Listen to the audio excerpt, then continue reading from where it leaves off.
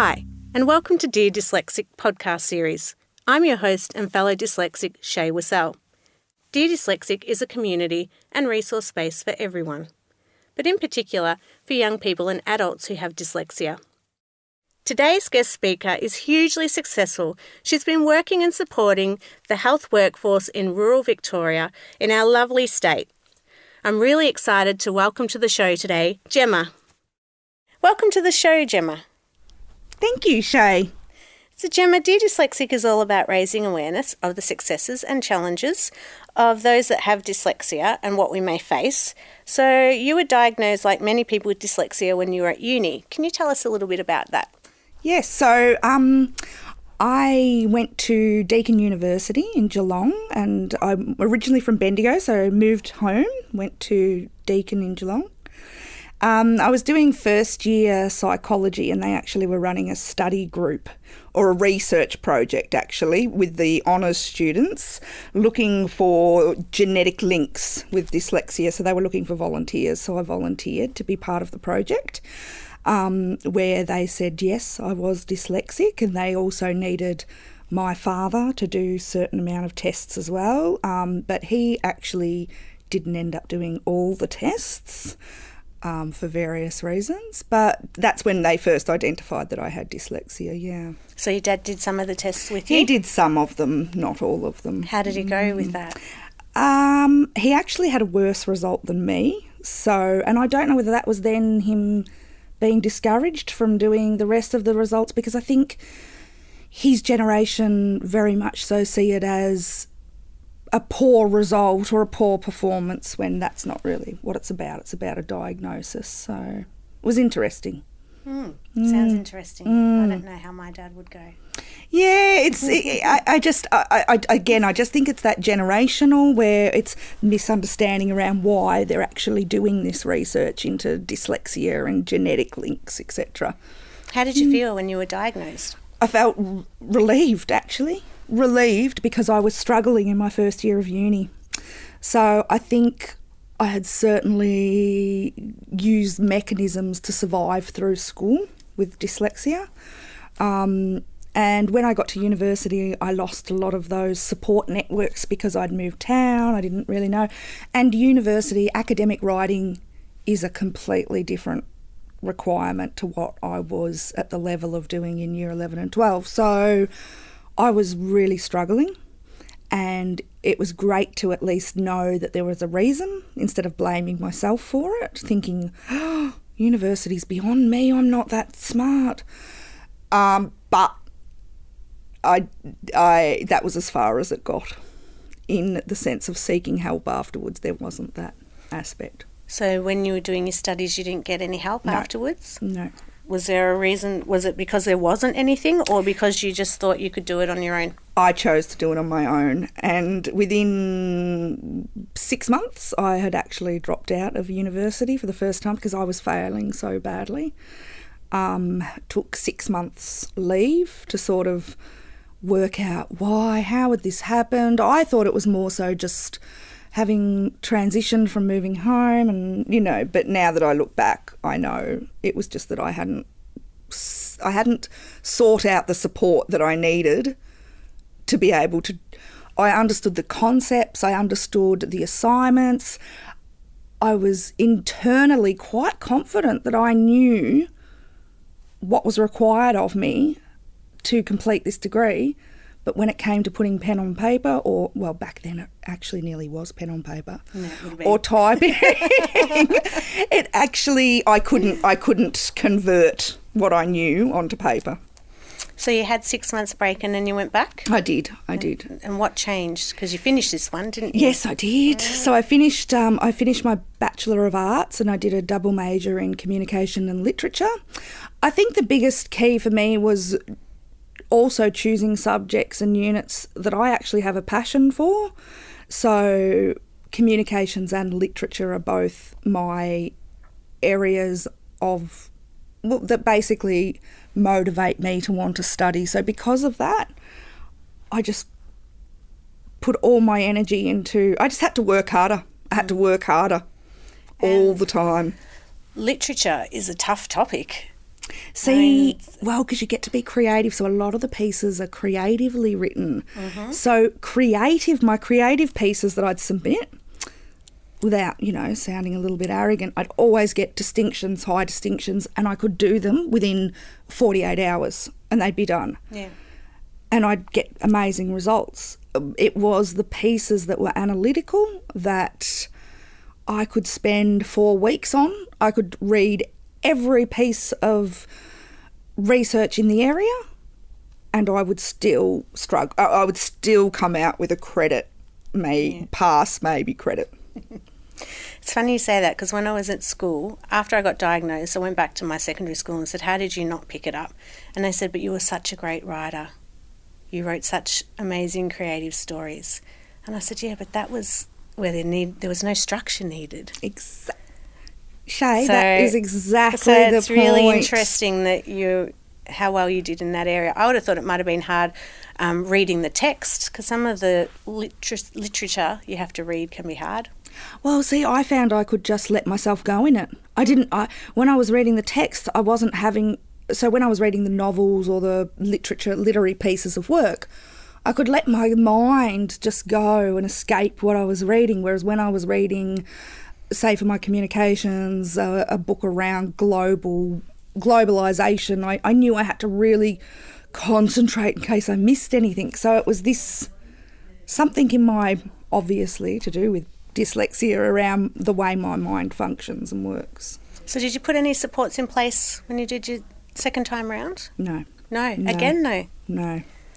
So my only supports I have in place are my family. So my sister and my mother, who I force to read every single one of my assignments. And this is why the next time around, now that I've just recently finished my graduate certificate, my sister said to me, you are never, ever, ever to study ever again, because I can't handle it. So they're about the extent that I go. Yeah, and we've had lots of conversations about our sisters' support and our family support. And there is now, when I went back to uni and did my masters, I actually got the support I needed from the tutors and from assignment readers, so people would read your assignments and help you restructure, and that was the biggest support for me. I mean, my mum still had to read stuff for me, but at least I had that extra person, because we're not organised, and so my mum would be reading my assignments at 10 o'clock the night before they were due.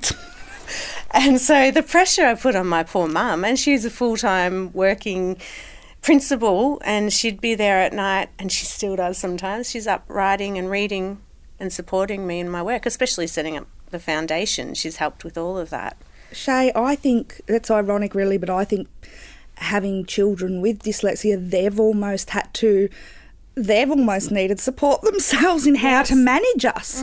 I was talking to my mum about that, and she was just saying that, when she was raising us, there really wasn't, if they did have any concerns about our learning or the patterns or any learning difficulties that she felt that we might have had at school, there wasn't that link to anything around dyslexia or supports in place. So they just would have put in their support mechanisms for us, which are exactly, and I am exactly the same. I will be sending it off 2 hours before it's due and saying, please. And you can actually see in my assessments the jumping of my brain, because there isn't any structure. Yeah, I might have to do a podcast with mums on interviewing them on how they supported their children. Mums and sisters even, family support for how have they coped, what skills have they learnt, and what do they believe dyslexic people might need, Yeah, we're very lucky we've had such strong supports, and I think that's how we've got through. That's the only way I got through university.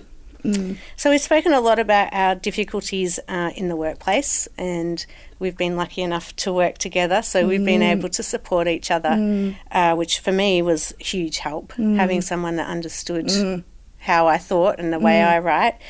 And we've had a lot of laughs about it. But what has a day in the life for you been like? Anxiety. There's always anxiety when, especially I suppose if you're commencing a new role or undertaking any sort of new project in your work life, because I personally don't disclose to anyone at my workplace that I have dyslexia, apart obviously from people I feel safe to do so with. And when I know that there's going to be projects that need to be undertaken that are going to require more than my communication skills and more than what I feel I can offer. So if it's quite a high-end structured piece of writing, I really need to use the people I have. I need to safely use the people I have around me to support me to get my job done. So you've never disclosed in a working environment? No, not. No. Well, actually, Shae, I did once when I was working part-time at a news agency when I was at university. I worked in a news agency down on St Kilda Road. My boss was constantly not having a go at me, but she'd say, "Oh, Gemma, you've done that thing again, or you've put that back the front again, Gemma. I told you not to do that." And one day I said to her, "Look, actually, I need to tell you, I've actually got dyslexia." So I'd actually, even in going to pronounce dyslexia and to tell her about it, I must have been so anxious that it came out dyslexia, and that just turned my whole working environment with them forevermore, because we all laughed about me having dyslexia. It is a hard word to pronounce, whether you're dyslexic or not.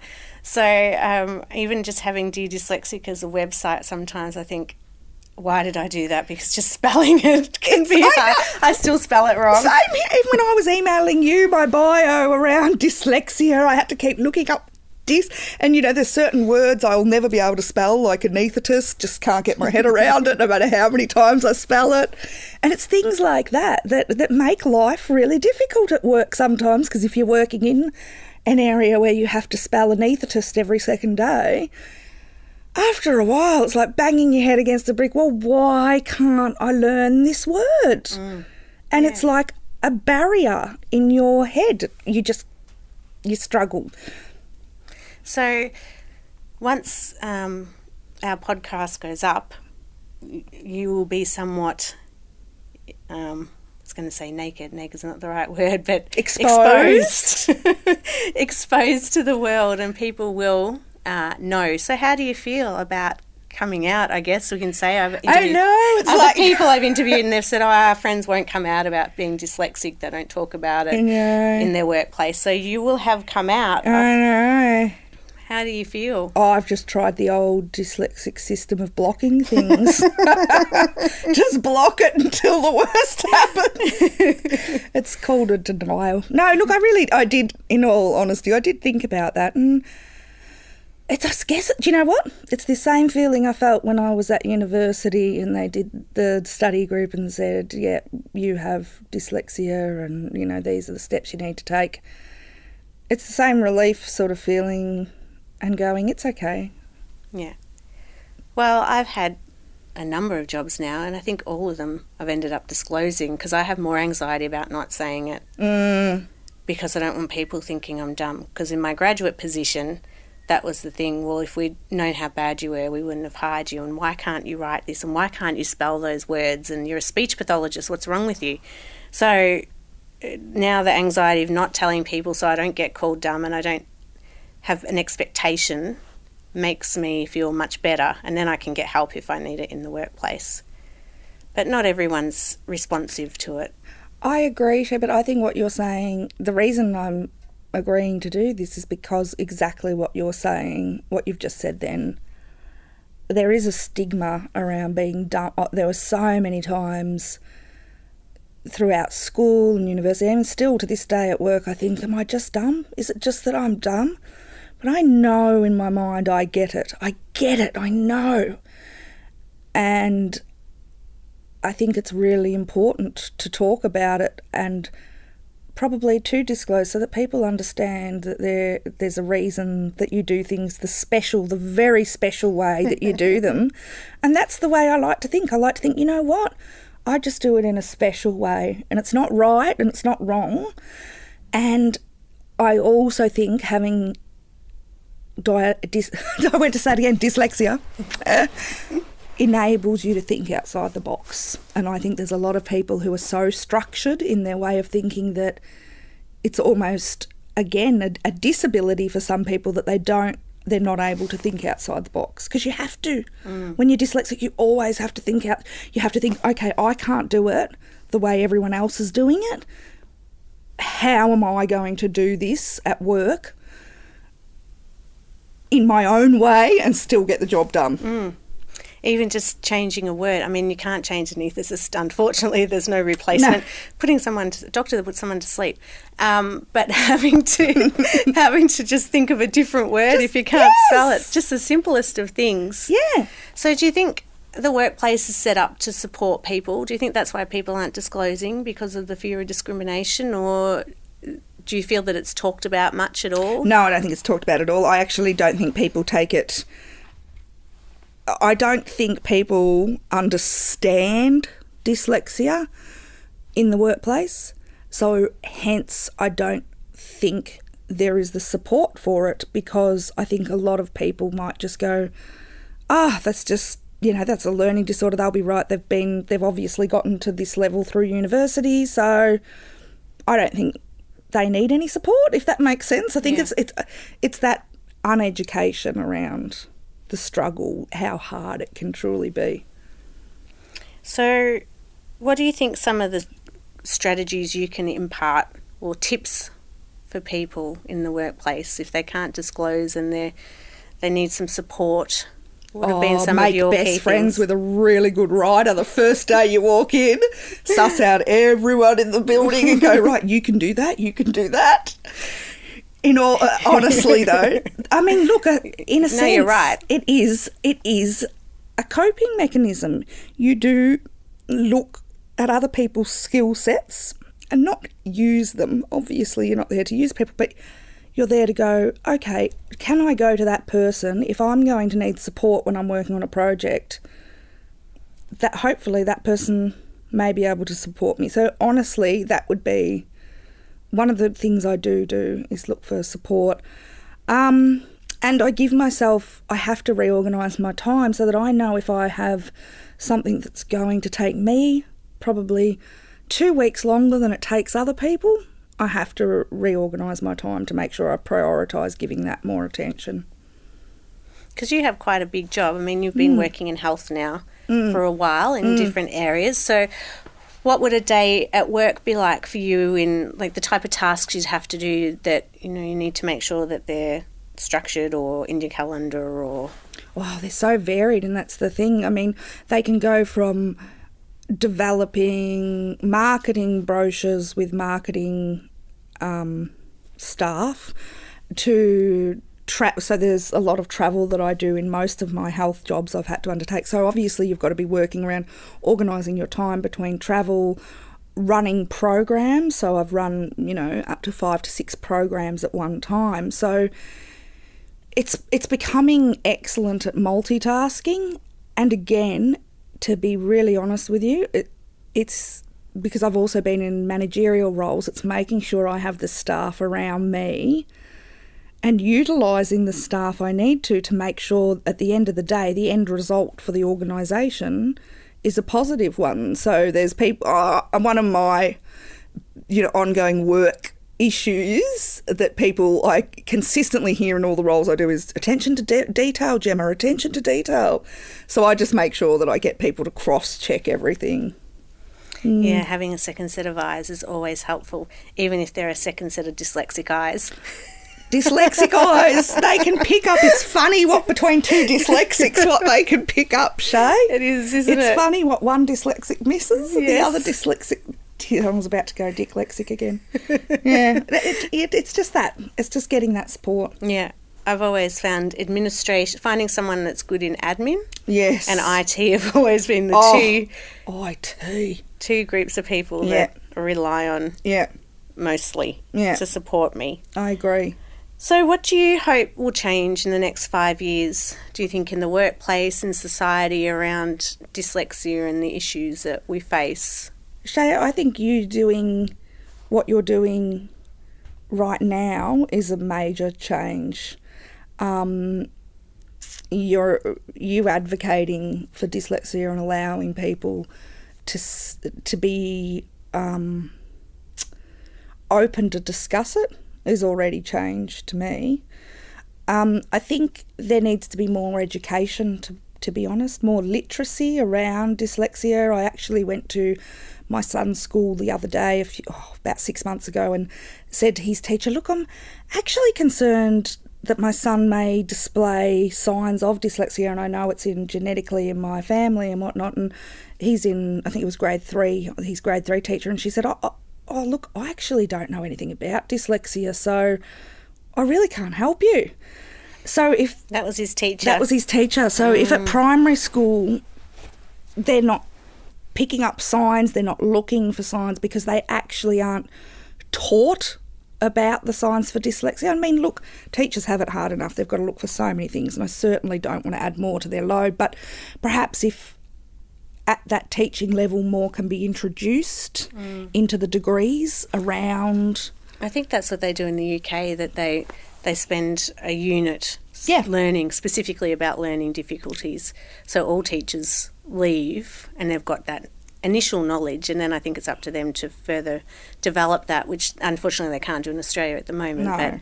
But I just worry, I suppose, that dyslexia can slip. It's like you said, you went back to your school and said, why didn't you pick it up? And they went, because your writing was... Dyslexia is not an easy one to identify, I think, because say if a child can't write or a child is terrible with numbers, they'll generally pick that up pretty quickly. But dyslexia, you can almost slide under the...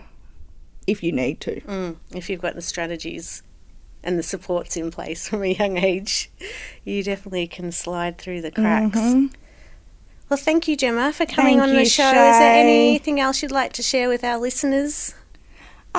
No, sorry, not at this stage.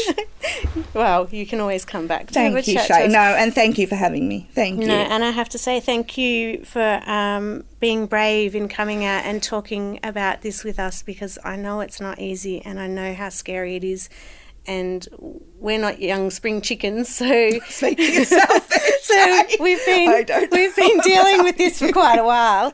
But it's really brave of you. So Shae. thank you, and I think our audience will really appreciate hearing your story and listening to how brave you are. So thanks for coming on the show. And for all of you out there, stay tuned for our next show. Thank you. Bye.